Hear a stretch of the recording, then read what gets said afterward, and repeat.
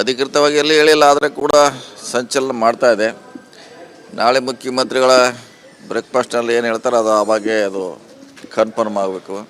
So ಆವಾಗ ಅದಕ್ಕೆ ಅಂತಿಮವಾದ ಒಂದು ಪೂರ್ಣವಿರಾಮ ಆಗುತ್ತೆ. ನೋಡೋಣ, ನಾವು ಬೆಳಗ್ಗೆ ಭಾಗವಹಿಸ್ತೀವಿ. CM ಅವ್ರು ಏನು ಹೇಳ್ತಾರೆ, ಅವ್ರಿಗೇನು ಹೈಕಮಾಂಡ್ ಡೈರೆಕ್ಷನ್ ಕೊಟ್ಟಿದ್ದೆ ಗೊತ್ತಿಲ್ಲ.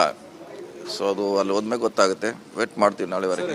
ಹೈಕಮಾಂಡ್ ಮೀಟಿಂಗ್ ಆದಮೇಲೆ ನೀವು ವೈಯಕ್ತಿಕವಾಗಿ CM ಜೊತೆ ಮಾತಾಡಲಿಲ್ವಾ ಸರ್? ಇಲ್ಲ, ಮಾತಾಡಲಿಲ್ಲ. ನಾವು ಇಲ್ಲೇ ಇದ್ದೀವಿ ಭವನ್ನಲ್ಲಿ. ಅವ್ರು ನೇರವಾಗಿ ಏರ್ಪೋರ್ಟ್ಗೆ ಹೋದರು, ಅಲ್ಲಿಂದ ಬೆಂಗಳೂರಿಗೆ ಹೋಗಿದ್ದಾರೆ.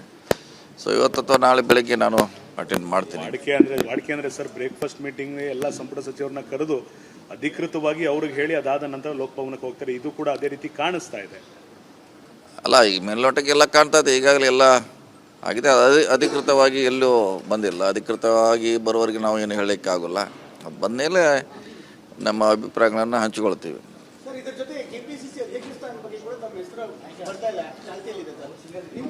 ಚರ್ಚೆ ಇದೆ ಆದರೆ ನಮ್ಮ ಜೋಡಿ ಯಾರೂ ಇನ್ನೂ ಚರ್ಚೆ ಮಾಡಿಲ್ಲ. ಸೊ ಚರ್ಚೆ ಮಾಡಿದಾಗ ನಮ್ಮ ಅನಿಸಿಕೆಗಳನ್ನು, ಅಭಿಪ್ರಾಯಗಳನ್ನು, ನಮ್ಮ ಕಂಫರ್ಟೇಬಲನ್ನು ಹೇಳುವಂಥ ಪ್ರಯತ್ನ ಮಾಡ್ತೀವಿ. ಇಲ್ಲ ಯಾವುದು ಆ ರೀತಿ ಯಾವುದೂ ಆಗಿಲ್ಲ. ಇನ್ನೂ ಕರೆದೇ ಇಲ್ಲ ನಮಗೆ. ಚರ್ಚೆಗೆ ಕರೆದ್ರೆ ಏನಾಗಬೇಕು ಮುಂದಿನ 2 ವರ್ಷಗಳಲ್ಲಿ, ಪಕ್ಷ ಯಾವ ರೀತಿ ಇರಬೇಕು ಅನ್ನೋದ್ರ ಬಗ್ಗೆ ನಮ್ಮ ಸಲಹೆಗಳನ್ನು ನೀಡ್ತೀವಿ. ಸೊ ಇನ್ನೂ ವರಿಷ್ಠ ನಮಗೆ ಆಹ್ವಾನ ಮಾಡಿಲ್ಲ. ಮಾಡಿದಾಗ ಹೇಳಿದ್ದೀವಿ, ಕೋಟೆ ನಿಭಾಯಿಸ್ತು ಅಂತ ಹೇಳಿದ್ದೀವಿ. ಸೊ ಅದಕ್ಕೆ ಇನ್ನೂ ಯಾರೂ ಚರ್ಚೆ ಮಾಡಿಲ್ಲ. ನಮ್ಮ ಅಭಿಪ್ರಾಯ ಕೇಳಿದಾಗ ಒಂದು ಸಾರಿ ಹೇಳಿದ್ದೀವಿ ನಮ್ಮ ಆಗ್ತೀವಿ ಅಂತ. ಆದರೆ ಇತ್ತಿತ್ತಲಾಗಿ ಅದ್ರ ಬಗ್ಗೆ ಚರ್ಚೆ ಇಲ್ಲ. ನೋಡೋಣ, ಇದಾದ್ಮ್ಯಾಗ ಡೆವಲಪ್ ಆದ್ಮ್ಯಾಗ ನೋಡೋಣ. ಎಲ್ಲ ಚೇಂಜ್ ಆಗಲೇಬೇಕು. ಅದು ಚರ್ಚೆ ಪ್ರಾರಂಭ ಆಗಿಲ್ಲ. ಆದರೆ ಅದ್ರ ಬಗ್ಗೆ ನಮ್ಮ ಅಭಿಪ್ರಾಯನ ಹೇಳ್ತೀವಿ. ಹೊಸ ಸಂಪುಟದಲ್ಲಿ ನೀವು DCM ಆಗೋದಕ್ಕೆ ಕರೆ ಬಂದರೆ ಅವಕಾಶ ಇದ್ದರೆ?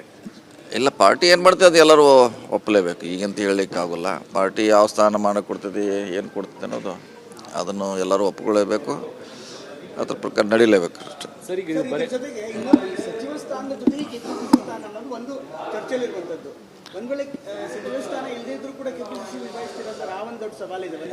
ಇಲ್ಲ, ನಮ್ಗೆ ಅದೇ ಹೇಳಿಲ್ಲ. ಇನ್ನು ನಮ್ಗೆ ಕರೆದ್ರೆ ಚರ್ಚೆ ಮಾಡ್ತೀವಿ. ನಮ್ಮ ವಿಚಾರಗಳಂತ ಹೇಳಿದ್, ನಮ್ಮ ವಿಚಾರಗಳನ್ನ ಹೇಳ್ತೀವಿ ಅವರಿಗೆ ಯಾವ ರೀತಿ ಏನು ಅಂತ. ಅವಾಗ ಹೇಳಿದ್ಮ್ಯಾಗ ಬಂದು ನೋಡೋಣ. ಇನ್ನೂ ನಮ್ಮನ್ನ ಯಾರೂ ಆಹ್ವಾನ ಮಾಡಿಲ್ಲ.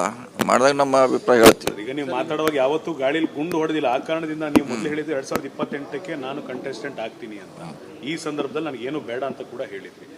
ಒಂದು ವೇಳೆ ಏನಾದರೂ KPCC ಅಧ್ಯಕ್ಷ ಸ್ಥಾನವನ್ನೇ ಕೊಡ್ತೀವಿ, ಸಚಿವ ಸ್ಥಾನವನ್ನು ಬಿಟ್ಕೊಡ್ಬೇಕು ಅನ್ನೋ ಮಾತು ಬಂದರೆ? ಅಲ್ಲ, ಇನ್ನೂ ಚರ್ಚೆ ಆಗಿಲ್ಲ. ನೋಡೋಣ, ಪಾರ್ಟಿಯಲ್ಲಿ ಏನಿದೆ ಗೊತ್ತಿಲ್ಲಲ್ಲ. ನನಗೂ ಗೊತ್ತಿಲ್ಲ ಪಾರ್ಟಿಯಲ್ಲಿ ಯಾವ ರೀತಿ ಅವರು ಚರ್ಚೆ ಮಾಡಿದ್ದಾರೆ.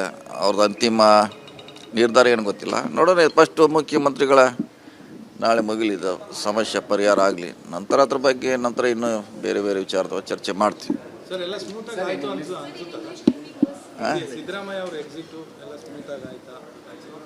ನಾಳೆ ಗೊತ್ತಾಗೋದಿಲ್ಲ ಅದು. ನಾಳೆ ಬೆಳಗ್ಗೆ ಇಲ್ಲ ಇವೆಲ್ಲ ಅಸಮಾನ ಗೊಂದಲ ನಾಳೆ ಬ್ರೇಕ್ಫಾಸ್ಟ್ನಲ್ಲಿ ಪರಿಹಾರ ಆಗುತ್ತೆ. ಅಲ್ಲಿಗೆ ವೇಟ್ ಮಾಡೋಣ.